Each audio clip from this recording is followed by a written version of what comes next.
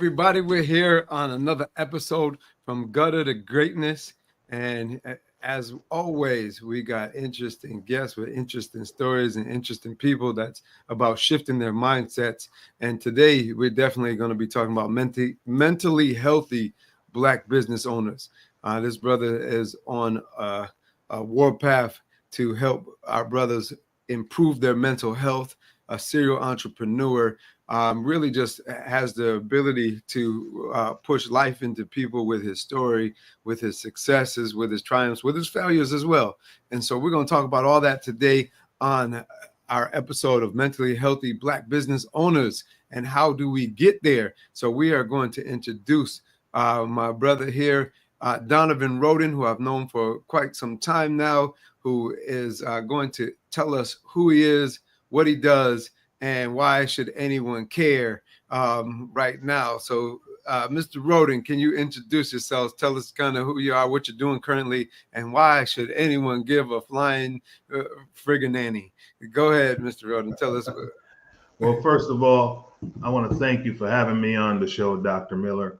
I have known you for quite some time, and since I've known you, you were a mentor to my son at Green Tech High School. Yes, I've seen you do a lot of great things in the community, and you've written books, and you're definitely a brother that a lot of people look up to, and I have nothing but the utmost respect for you, sir. So appreciate you having me on the show. And thank you for being here. Yeah. So just a little bit about myself. I'm a proud daddy of 7 beautiful kids that live here in the capital region. I'm a transplant from Jamaica. That's St. Mary, Jamaica. I was born there and moved to Brooklyn in 1980. And so I have a story that I think a lot of people will resonate with. At the end of it, what I will share with you is just, my challenges throughout life. Based on the information that I received, growing up, and how I filtered that information, what it did to take me to some high highs and some low lows, and somewhere in between, here we are today. I believe that, some of the information that you'll get will definitely help you either turn a light on or so on and so forth at the end of the story. So what is it? What is it that you're currently doing, brother? Tell the world what you currently do. So right now I own some real estate here in the Capital District. I have an Airbnb here in Saratoga Springs, New York. That's pretty busy during the track season. Then I have a few apartments spread out around the Albany County area, Schenectady County area. So I do that. I do some consulting, helping people to put deals together, from mortgage deals to real estate deals to construction development deals.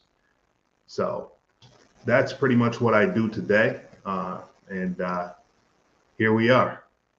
Got you. Now, so I know that in the past you've done some other things. So just quickly, what different businesses have you been a part of or have you done over your career, whether they were successful or not? Just because to be an entrepreneur, you have to take risks and you have to try things that you may have never tried before. So what were some of the things that you've done?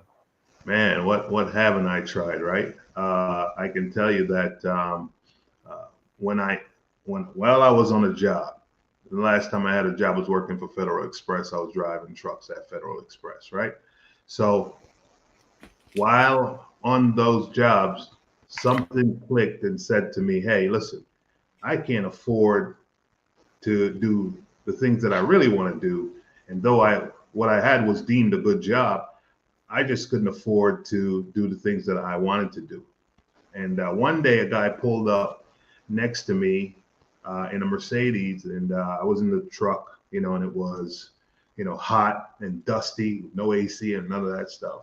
And he had on a suit with a tie, and he looked nice and comfortable, like he was off to his next business meeting. And that right there just turn the light on as far as me being. I always knew I had some, some drive. Always had the drive and ambition, but just needed the right vehicle to get into so I can put it out there. And that's what happened. So while I was working, I always had a side hustle, if you will. So my first side hustle while I had a full-time job was selling cell phones when they first came out as an affiliate to Cellular One. Okay, that's a long time ago. That's with the flip phones with the Nextel chirps and the cellular ones. And That's when you had the bag phone. At yeah, the time, I think I had a Mustang GT, and I had the phone in the car, attached that's to the when the car. big So it was phone was kind of, like that big, and yeah, you with a walking cord, around with it. attached to it, and you were the cool guy back then with that. But yeah, I hustled phones on the side, and when I was able to really go off into being an entrepreneur full time, I got introduced to a company that was a network marketing company. And I always say for people that are looking to start in a business of their own, something that they can be passionate about, I would say go into the network marketing field first, just because of what you learn, the personal growth that happens in network marketing, what they teach, can give you a lifetime of equipment. It can really equip you to go out there and do so many different things once you exhausted that road right there, Right. So that's one of the things. In the network marketing company, that's where I made my first six figures. To kind of give you an idea, it was a company called ACN, and I was a regional vice president with them. And I did all of that right from this Capital District area. I was able to walk away from my job at Federal Express, and went on to do that full time for about 3 years before I got into real estate. And I've also been a car dealer. I've owned a car lot. So my entire setup was based on credit, cars, and cribs, because those three things, of course, among other things, was a service that I believed that everybody needed. And so I set myself up around that. So I owned a credit repair company as well. And I still do credit repair for people now, but I just don't solicit for the business. It's basically from just people that come to me. Same thing with cars. I still do cars, but I don't solicit for the business. Gotcha. Yeah, Okay, so quite a few opportunities there. I'm sure some successes, some struggles, and and absolutely. and that's just the name of the game, and but I'm sure also some opportunities where you've learned and put you into where the mindset that you're in today. Now, you had to start somewhere. So I know you over from Jamaica. So when you came over from Jamaica, how old were you? And what was that like? What do you remember from Jamaica or coming over here? Well, I was 12 years old, just about to be years old, and we came into Flatbush Avenue in Brooklyn. So to be honest with you, it wasn't necessarily, I was like, yay, we're here. No, I was looking at this place like, are you serious right now?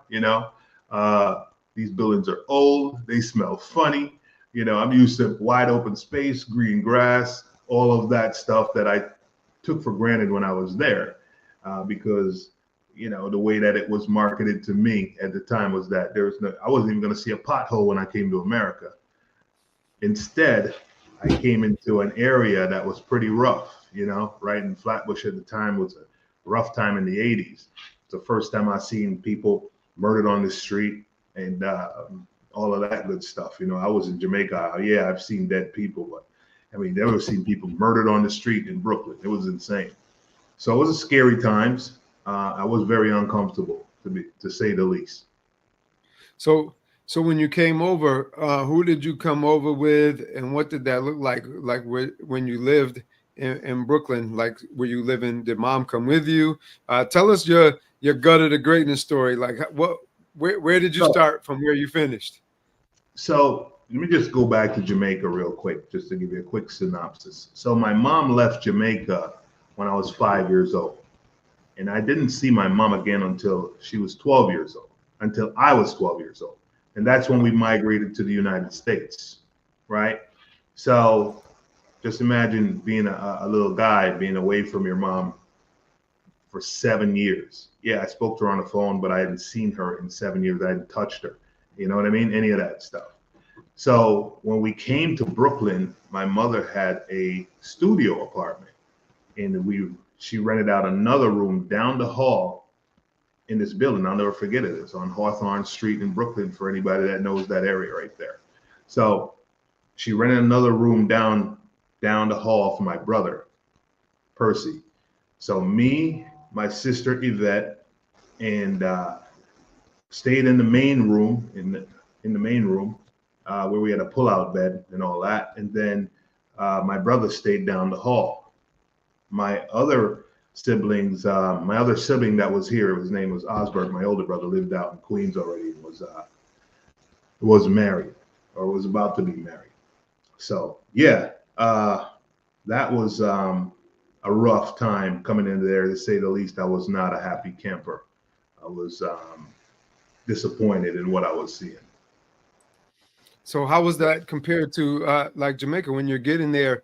Now, I've been to Jamaica a couple of times, and I think there's two sides of Jamaica, right? There's the touristy side where it's the resorts, but then I see, also that a lot of the locals live very humbly, and I think there's different class of folks, I'm sure, but live very humbly. And so now you've moved to this big city, and you lived in this one bedroom apartment on top of each other, and Yeah. what, when you got here, what did that feel like? What did it smell like? What did it taste like? What was the differences? Now, one thing, the food here, the food was an exciting food to eat because obviously, we're just used to, we eat pretty much what we eat when you go to a Jamaican restaurant every day. So now I'm here trying new things. So that part of it was exciting. Getting to go to Coney Island and eat the cotton candy, all those things were exciting. To ride the cyclone, all that was exciting. But as far as the neighborhood itself, it was pretty rough. And so it smelled crazy to me. Like, I mean, these buildings are old. We're not dealing with buildings that have furnaces and, all that kind of old ductwork in Jamaica, right? I mean, yeah, we have old buildings and you go out to the countryside and all that where I really grew up. But these buildings just had a different scent to them. It was just not a good smell. There were people urinating in the elevators when, in some of these buildings, and it was just like basically I felt like I was moving to the hood, from where Right. I was in Jamaica, because we lived in a big house before I left, when I moved from the country to the city. We lived in a pretty big house on top of the mountain overlooking the city. So, to be able to go from that thinking you're going maybe to somewhere even better, but when you went there, it was the opposite of that. So You know what what I did mean? your formative years look like then when you were there? And so now you're 12 years old, you get dropped in Brooklyn. Now, how do you survive there? Because I'm assuming that you spoke a little bit differently, Yeah. you spoke, a little bit differently. You probably came in and looked slightly different. And now you had to assimilate and adjust to being in this American culture. And as 12 years old, how did you exist? How did you make it? What things did you go through that you probably don't normally talk about? So let me tell you, because I think it would be kind of funny when obviously when I came here, I didn't have the accent that I have now, right? Even though I can flip it back and forth and go, into patois real easy. So what, as a child coming from Jamaica, coming here, you understand that you speak different from these folks, and in order for you not to, you're trying to speak just like the Americans do. So in Jamaica, they call that you're yanking. Some say, you're yank, you try yank, So meaning like you're trying to speak like a Yankee boy, or like Americans, if you Yeah. will. So yeah, I was doing my best yanking at the time, just trying to fit in with the guys on the block and get used to the culture with, the fire hydrants being open because it's the middle of summer and they're doing all that. And we're like, wow, that looks cool. But, it's right in the middle of the street, Uh, sitting out there on the steps, because that's now where your front yard is. You're sitting on the steps, as cars go down the block or as people walk by, and you're at block parties now on the block, and people are getting shot at block parties.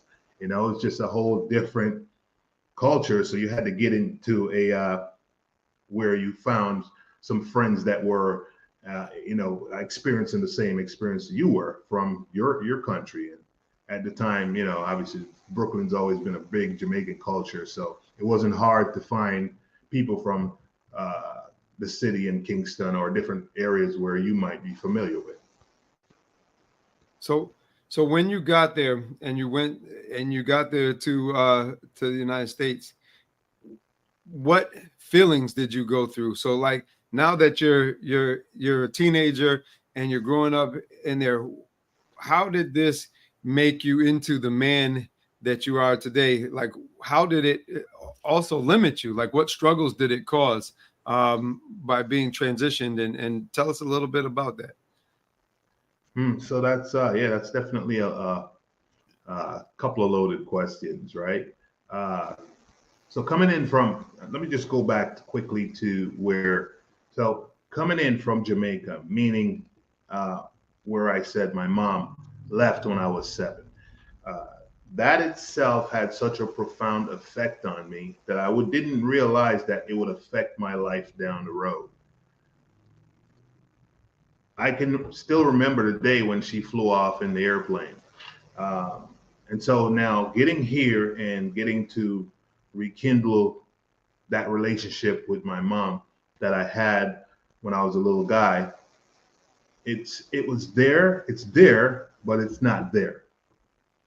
And I don't know if you can understand what I mean, because you lose that bonding from your mom that you have that's so strong between the ages of when you're born up till you're probably 5 or 6, going into all those years. You lose that bonding, though you still love your mom to death. You know what I mean? Yeah, you still love her. See, I empathize and understand Right. because at the time for myself, my mother was going through depression. And so I would often, even though she wasn't herself because of it, like we were talking about the whole mental health aspect, where she was depressed and she would pretty much lock herself in a room. And then it would be, when my stepfather wasn't around, she'd lock herself in the room because she was depressed. And then when he was around, she'd lock herself in the room with him. So there was years where my time with her was very limited. So I was raising myself and I was pretty much alone due to the depression and the other factors that was going on. So I understand, because I always loved my mother. And however, there was always this connection that was missing because of, I was so isolated and alone. Like, she didn't leave me for another country, but she left me alone in our own house, so I definitely understand what you're going through. And I understand that also created issues for me later in life, because now as I was formulating relationships with women, I often looked for something like I don't know why we do it, you're right? missing your mom, Something I'm missing. Yeah. But then I would often find things that were the same. So I often felt unloved, uncared about, unwanted. And my mother and I are in a great place now, but I often felt unloved, uncared about, unwanted. But then even in my relationships and women, I would feel like that. And then on top of that, I realized at an early age, at way too young, from like sexual experiences and from always being good with the ladies, that that was a like that became a vice, and that became like, as we're talking about mental health, that became almost like my crutch, and became like, okay, so this is how I am going to make myself feel better and fill the voids instead of dealing with the emotions. I'm going to do it by, some people mask it with drugs or alcohol. I masked it with women. And Gotcha. so so I definitely understand. So now you had this void with your mom. And so what issues did this void with your mother create for you? And so that how did it make you react as a young Black man? So that void further, that void further went further as time went on because Brooklyn was so wild. I started getting myself mixed up with people that were, you know, they were good guys, but they were about not so good things. In other words, and you kind of had to basically click up, if you will. You have to Right. get everybody got a little posse, right? And Right. it's just for your own safety and the thing, and you do that with guys that were you can relate to, right? So I got myself clicked up. I had guys that I ran with every day, and we would take my dad's car sometimes and go joyride it, because it was just parked for most of the times. And yeah, I was learning to drive. I'd go take the car and pick up my boys and go joyride. And one day we rode down to this school in Brooklyn, Tilden High School, and everybody carried a weapon of some sort. Back then it was the 007 knife. It was pretty popular, and we had guns too. So at this particular visit, I didn't have a gun on me, but I had the bullets in my jacket. And we entered into the school and we were running around. I don't know why we were there, basically idle time. We should be Right. really doing our schoolwork, but we skipped school, went down to Tilden, and got caught up with the security guards. Security guards found the bullets on me. They didn't do anything, obviously, but they called my parents because I was underage. And Right. that's when my parents realized that I was running around the streets and doing, getting myself into these situations. So they shipped me out down to Connecticut to go finish up high school there because I had an aunt and I had some cousins over in New Britain, Connecticut, right? So I got shipped out to there. So I basically feel that I've never really lived with my family for a my mother and father for very long periods of time. So it feels like I kind of raised myself Right. because at 14, from 5 to 7, I wasn't, from 5 to 12, I wasn't with them.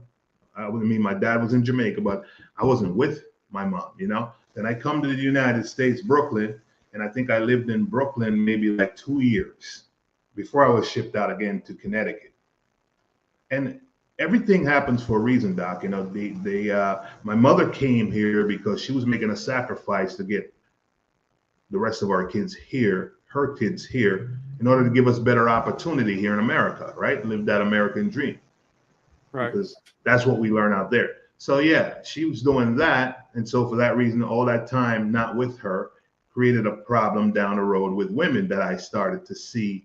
I didn't see it till I've already manifested the situation, you know. So moving down from Connecticut, I was in Connecticut for another 4 years.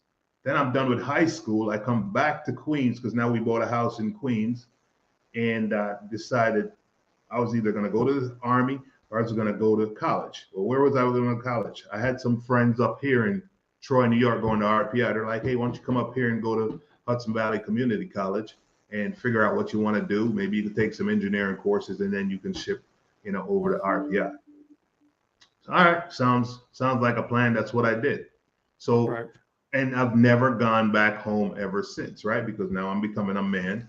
I'm going to college. I'm working, and all those things are happening. So those things being separated for all those years and having your heart broken maybe once or twice along the way by relationships that you've been in, you don't want that pain. And so that pain becomes an issue with you having good relationships with women or choosing necessarily the right woman for you. But it's not just choosing that, not having other guidances like spiritual guidance along the way also cause those things to happen. What you see with your, maybe your pops being a womanizer coming up, or your uncles, or just other people that you see. Now you've gone through a period where you start to study life, you start to study relationships, and you're looking at them and looking at the results, which have an effect with your relationships with women that you meet. So at some point in my life, being with these women was just like a sport for me, Right. Same. basically. And I'm Same. sure you can Yeah. relate. No, I do relate, and you know what? As I think I've talked about before, I think about how the culture, and it was a sport, or it was more about the quantity and not the quality, and it was about like I saw all these negative influences growing up, and I saw people taking advantage of women. For the most part, those were my everyday role models, and Hmm. even from taking advantage of my mother, right? Right. And then I look at like I saw my stepfather doing that. I saw, I saw so many things. But then you think about the music and the culture, and you think about when I'm starting to my formative years, and I'm starting to come into my own as a young man, and then starting to figure out who I am. But then there's the music, and the music you identify with, and it speaks to your soul, especially when you're going through your emotional teenage years of who you want Hmm. to be and your identity.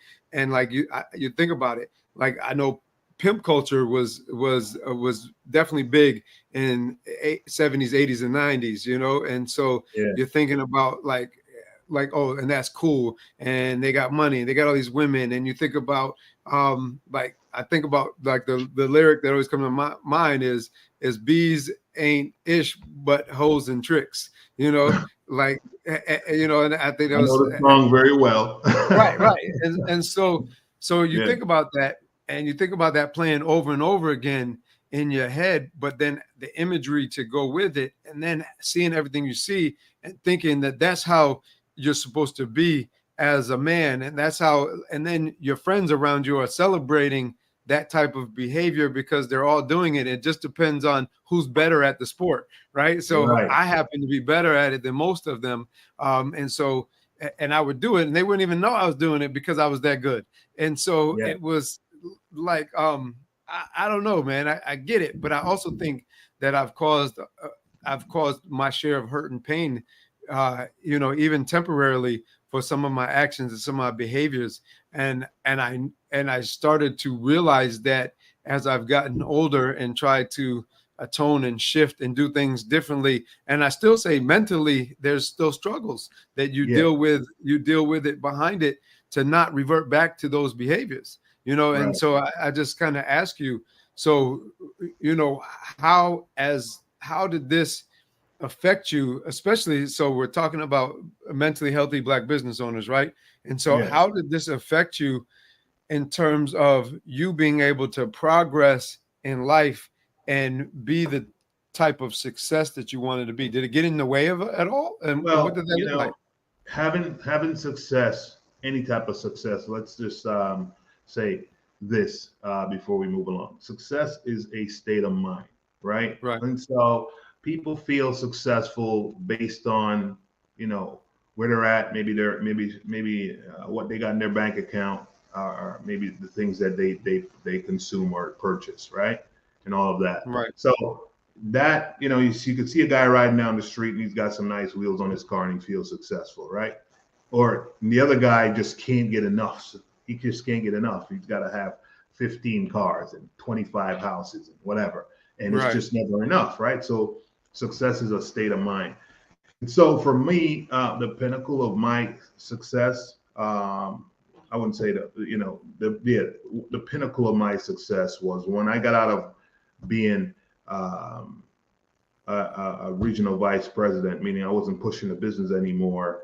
I made a transition into real estate, and I came in 1997. In that area right there was when I first did my first deal, and it just so happened it might have been just divine intervention. I've always wanted to get into real estate, and there was a guy in the group, a good buddy of mine, Wendell, who went to school with another guy uh, by the name of Dave Richburg, and for some reason I connected with him, and he started to show me the real estate game, and particularly the flip game. And back then, it was very, very. It was. I want to say it was pretty easy to do a flip back then. So I picked up on that stuff fairly quickly, and flipped a lot of properties over the years. I had generated millions of dollars in sales, and I probably netted 500 grand a year for almost 10 years. right, So making all that money at the time when cost of living was actually a lot lower than it is now, you know, and you're banking that kind of money, but not having financial education, you're also going to spend a lot of money because there's Right. nobody there to tell you, to guide you, to say, this is the investment you should make with this. That's the investment you should make with that. So you're out there and I'm good. I got money coming in monthly, 50, 70, 30, 100 grand, a lot of months, coming in. So you're on top of the world, basically. And now comes the demons from having these having commitment issues, right? Right. Because Right. now you have women that's been in your life all along. So you have some loyalty to those women that's been in your life Right. for a long period of time. But I'm still doing me, right? So I'm out at the club every night with my boys. We're funky fresh with all the gear. We got the whips, we got the wheels, we got it all, we got the bling, right?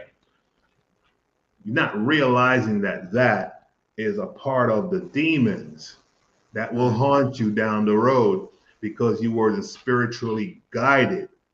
You had the ambition to go get money. Now you got the money, but you're not spiritually guided. You're not spiritually yoked. You know what I mean? Yeah. Um, Absolutely. and so, yeah, I ended up with five mothers and 7 children. I should have said it the other way around. But so I have 7 beautiful kids by 5 different moms. Right. And it almost seemed like when I was going through that time period, there was almost nothing that could stop me.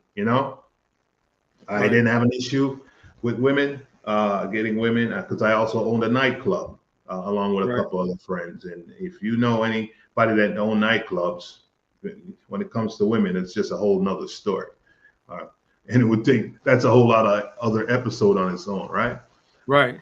So yeah, man, I got into those businesses. I made a ton of money, but the defining factor was when the business changed in 2008. And now you couldn't flip a noodle, Right. because they shut the market down. Right. You didn't realize that this was set up to fail eventually. And when it failed and you don't have the backup plan because you didn't make the right investments, because you didn't know what you didn't know, you were unconscious and competent. You know what I mean? But when you have money, you think you're smart. Right. And so I went through that period of time, and that's, I think, is what defines me for where I am today. And yes, I still have my challenges, but going through 10 years or so of losing property, losing cars, all types of crazy stuff, bankruptcies, reinventing yourself to start new businesses, to from the credit repair company to jumping into the car business and trying to find your way back through somehow making money in real estate. The guys that survived that era were the guys that understood the financing behind it. Right. And understood financing, mortgages, and all of that stuff because, they were able to understand what was going on. So I was dealing with foreclosures, beautiful children living in 2 different homes, bouncing back and forth from home to home, dealing with my other kids when I had the time and trying to make a living at the same time. So what did you need to heal, and what do you recommend for others? Because there's something that, so what I hear you saying, if I'm bringing all that together, is that you saw a lot of success. You made some good money. On top of making some good or some great money, you had luck with the ladies, and now have 7 children due to some of the luck, which is a whole nother beautiful but real responsibility of 7 yeah. lives. And then on top of that, the businesses that you were running, the industries changed, the money changed, the struggles came, and you through all of this still had to we're dealing with the struggles and the mental health issues. When I say mental health issues, nothing that, and again, I don't want to put it in a negative connotation, but these things are real. The mental health of struggles that you dealt with from not having your mom there, from the things that you grew up with to now at transitioning and influencing and affecting uh, the lives of these women and your children, but also your businesses weren't doing as well as you wanted them to do. What did you have to change, and what happened? How did you heal? Like, what did that process look like?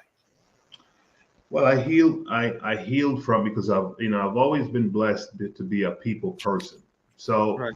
I healed from diving into um, starting my credit repair business, still being able to consult with people in different areas in real estate. At the time, I was majoring in foreclosure defense because I was going through it myself, and I had some success in defending my properties from the banks taking them away for some years. And so I was able Right. to survive in that, and being able to do that, I was able to spend more time and with my children. So I started working from home instead of being in the office space. And I was picking my kids up from school every day, taking them to school, and taking them to taekwondo, taking them to their workouts, keeping them. I felt that my responsibility was to protect my kids as best as I could. And fortunately for me, I was able to get some cooperation with that, even though they weren't necessarily happy because some of my kids' mothers didn't even know about each other at the time, right? But now, because the situation was what it was, and I wasn't able to say, cut checks for people to live a comfortable lifestyle, including myself, that kind of brought us all a little bit close together, because when the kids were small, of course, there were resentments and all of those things, but it worked because I stayed the nucleus there, and I was there for my children. So Right. that gave me a healing feeling of purpose, and I just continued to try other business ventures. I went into the car business. I went and got my dealer license. At first, I was just doing wholesale, but as I got into that, I realized that, oh my God, this is a lot of work you have to do for the kind of money that you make on a transaction. Right. Not, And but know something, Donovan. When I'm hearing you talk, what I hear is you saying that you're by st- by starting to become, like I heard you mention this, because, and correct me if I'm wrong, becoming more spiritually connected. I right, also heard you say by starting to live in your purpose, which you felt was your kids and protecting your kids, by yes, living in that purpose.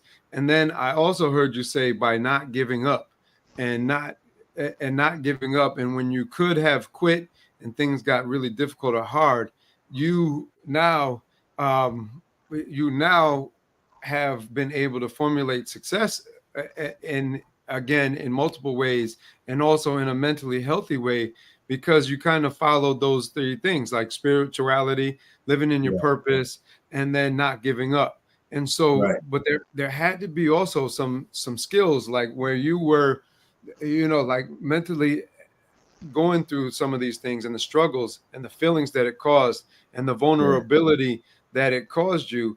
um there was something in there that made you pivot to say, you know what, I'm not doing things the right way. I'm not being healthy for myself, and I'm also hurting, in this situation, these women and my kids potentially. So there was right. something that caused you to want to transition. What was that pivotal moment that caused you to transition and to do it differently and think about things mentally from a different perspective?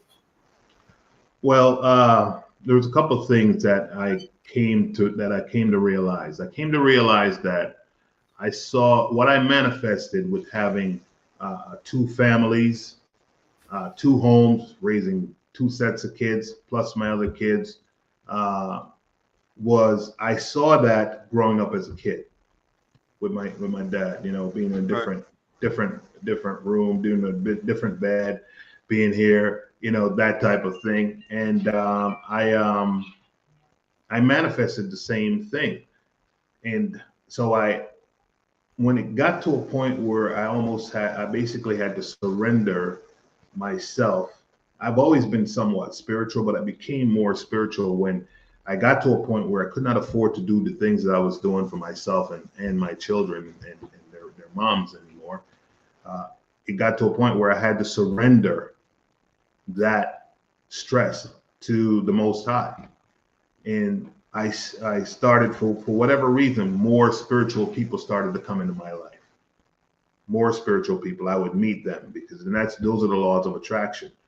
It's almost like God knows when you need to be guided, to be counseled. And so these people started to come into my life. And that's when I started to realize, and as they were teaching me what was happening, certain scriptures really held some powerful messages and taught me more about who I was, and who I am today. So all of those things definitely affected me mentally. What I've gone through. I say that everyone has trauma in their life, mental trauma in their life.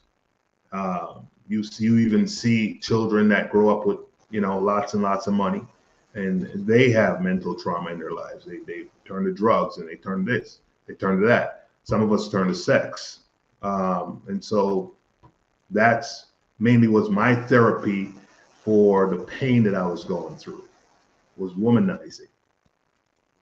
So yeah, I learned a lot from that about even womanizing through spiritual guidance, and that's to become connect more so with your maker. And my ways of doing that was to start meditating, start going for long walks in nature, started to take spiritual lessons with counselors, and that seek the right counselor. Though this doesn't mean that you have to go to church, because I'm not a church guy. Really, I'm not a religious guy. I've gone while I was exploring these spiritual remedies that I felt like I needed, because it had to be something outside of me, around me, that I knew that God basically worked through other people. And it took a little while for me to learn those are your blessings. You can meet one person that can change the trajectory of your life. So I've always meditated, went for walks, prayed, and I still continue to do those things today. I just think it's getting more refined. And Right. I went through those situations for a long period of time. I've taken some chances that I shouldn't have even taken in life, where, I got myself entangled with the federal government and all of those things. And I was able to work my way through those things through spiritual guidance, meditation, and here we are today. I'm Right. back in real estate game. Um, I'm involved in some pretty big projects around the country and overseas. And so, having your faith become stronger, I'm now starting to see that I shouldn't be a slave to my flesh, that I'm stronger than the draw of, having to satisfy the flesh on a daily basis and whatever else to make myself feel good, to make myself feel loved. Because I've Right. certainly met some beautiful women and some good-hearted women along the way that I have hurt because I wasn't really ready for that situation at the time. So I just continued in my old habits, and they decided that they weren't going to deal with it. And it hurt, but I kept it. It kept it moving. So I know that you're transitioning into speaking, and are in the process of building a speaking career and taking that on as an entrepreneur as well. But Mm-hmm. one of the things that I know that you're passionate about is talking about mental health and the mental health. Yes. So why are you so passionate about mental health, and what's driven you to want to put that at the top of your agenda, and just enlighten us? Okay. So as a speaker, I want to put that at the top of the agenda because I believe that we all know someone that's suffering from mental health. we all have gone through mental trauma in our lives. Whether we want to accept that as true or not, it shows in your actions why that trauma was true and why it's present in your life. It shows in your actions and the things that you hide, where only you know it's not right, but only you know. And like the great Les Brown would say, somebody knows, you do, right? So the reason why I want to talk about mental health is because you can bounce back from that trauma if you seek the right guidance. Obviously, you need to make a choice, right? A choice is important. You have to make a choice. You can either choose to let the people that are in your life that want to talk crap about you and call you the names. They may call you a failure. They may call you a dumbass. They may call you whatever the derogatory word is that they want to use to describe you. You have to realize that that is not who you are. That doesn't define who you are. That's not going to make who you are worse off tomorrow unless you choose to dwell in that negative information or spend your time around that negative person. And so that negative person could be your best friend, your peers. That negative person could be someone that you look up to, your boss at work that puts you down constantly. That negative person could be your spouse, your brother, your sister. It's the people that are closest to you that can hurt you the most. So you can either listen to that, let that go in one ear and out the other, realizing that that's not who I am. But how can you find out more who you are and become stronger at who you are? Is through spiritual guidance, spending time alone, meditating, praying on the things that you want to accomplish in your life, knowing that what you're doing isn't popular, but it's necessary. And as you become stronger in your spiritual life, then these information that you need to turn on lights will appear. As they say, the teacher will appear. When the student's ready, the teacher will appear. And so your spiritual teacher will appear as well. He's actually appearing every single moment in your life, but you just don't know it because you can't see it, you can't touch it. You can sometimes feel it through your intuition. As they say, women have a strong intuition. Well, we also have a strong intuition as well. And you can tell when it's there and when it's strong and when it's not strong, So the rule here is to become more obedient to the rules of the objective, basically, become more obedient to these rules that are set up in life that you didn't know about, why you went out and made these mistakes. So we're all going to make mistakes. We're all going to be labeled something. The haters are there for a reason. The government that operates the way it is there for a reason. The law enforcement, it's all there. This is all a part of the ministry of the Most High. And so they're there for a reason. And so you have to learn to embrace them in so many ways, know when to pick your fights with them, and know when to surrender and give that issue that you're dealing with mentally, physically, to the Most High. Yeah, Once but you're able to get to that, I believe that you will find remedy in your mental health and be able to go on and be basically unstoppable. But with all that being said, I know culturally, or within the Jamaicans have a lot of tradition and a lot of rich culture, and so how is mental health viewed within your culture, and has your mindset all changed towards this topic, and on what's your perspective on it? I believe in our culture that we definitely have. Our egos as Jamaicans are just through the roof, right? But with all that being said, there are some of us that have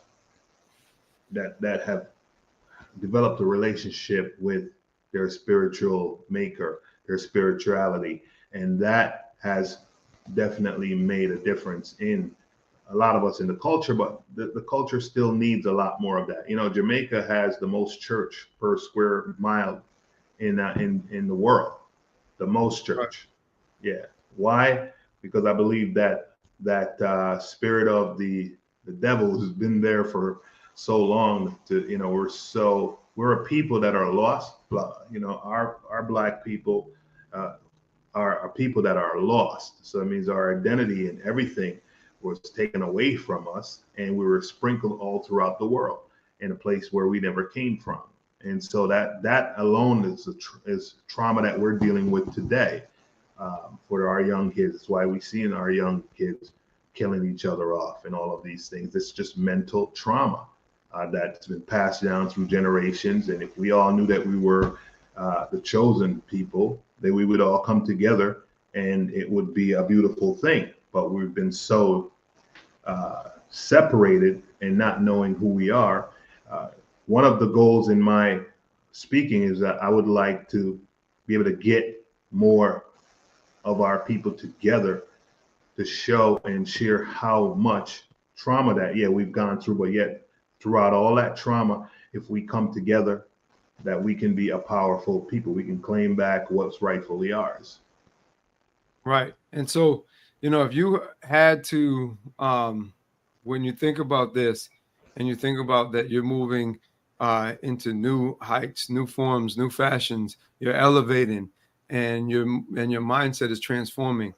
If you had to translate this to other uh, black business owners Yeah. who, or people who want to be black business owners or business owners in general, who also have their own struggles, because everybody has their own struggles. They just might look different, may manifest themselves differently, you know. And if you had to give them like three things or more that they could duplicate to shift into their own greatness, to move their mindsets, what would those things look like, and what would you give them? The What would you first tell thing them? I, the first thing I would give you is this: be mindful of the people, places, and things. That's the first thing. That has an effect on your mental health. The Right. sec the second thing I would say is get used to spending time alone. Just you in quiet spaces, meditating, um, picturing the things that you want to accomplish out of life, whether it be a beautiful family, whether it's success in your company that you form, your LLCs, whatever venture you decide to go off in. Visualize those things and spend a lot of time, writing them down, the goals that you want to accomplish in life. And realize the third thing I would tell you is that don't take any moment in time for granted, because every moment in time is a miracle. Every moment in time is a miracle. So don't take those times for granted. Uh, Spend time with your maker. Go for walks, um, and work on not watching the junk that's on TV, the news, and the doom and the gloom, but understand throughout your spirituality, you'll have to get into some scriptures that will basically give you a bigger picture of what's going on. Because, see, I'm not a guy that can I can't spit off chapters in the Bible to you, but throughout my studies, I've gone to some scriptures, and I've learned that the Bible itself is really just a history book, and men, because they've tampered with the Bible, has turned this into religion. So you have people identifying themselves as Baptist, Catholic, this one, that one, right? When all of us came from one source, and which is our God, right? So those are the three things that I would say are the most powerful, that's been able to help me to keep my sanity, if you will, and now looking to basically correct all the distractions that I've gone through in my life, and trying to go down a more narrow road, if you will. Right. So now, as an entrepreneur, what do you have what's on the horizon for you?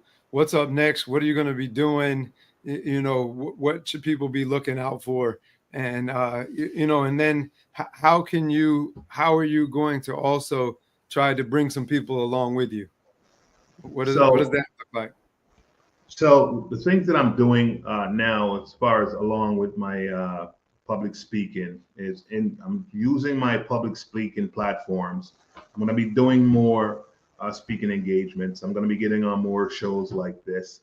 I have a website that I've put together, DonovanBRhoden.com, and in that website, you will be able to contact me to seek consulting on different business. If you're in real estate, if you're in mortgages, if you're looking for cars, or if you want to deal with your credit and all those things. I'll be able to be booked for counseling sessions for people that are going through a situation that they want like some advice on.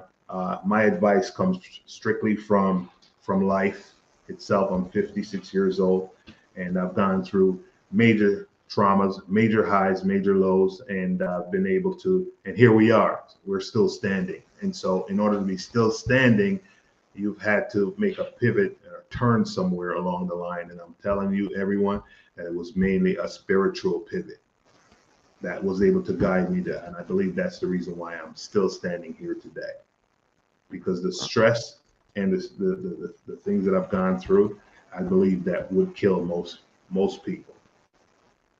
It was a life in that situation.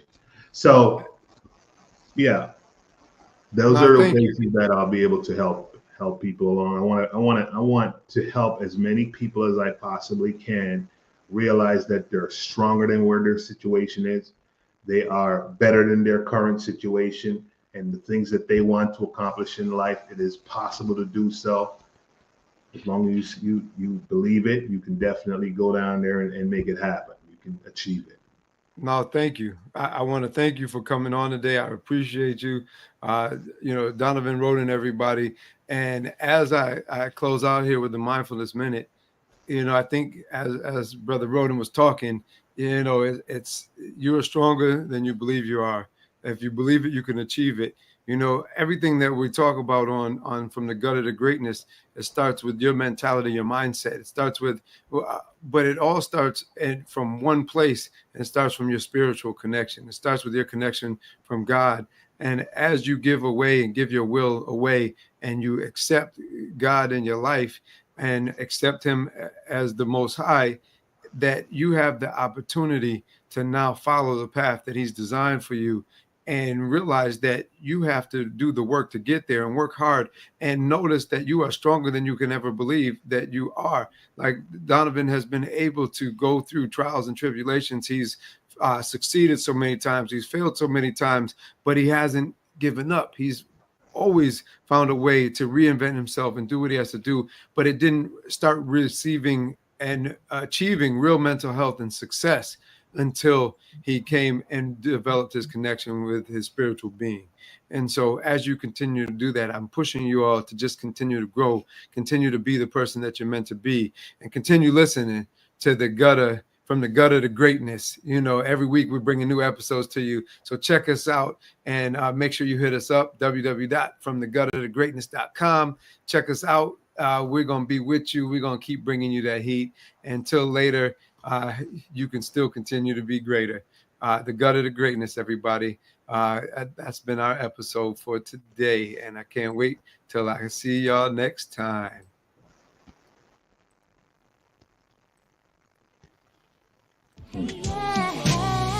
That's it for today's episode. So head on over to iTunes or wherever you listen to podcasts and subscribe to the show.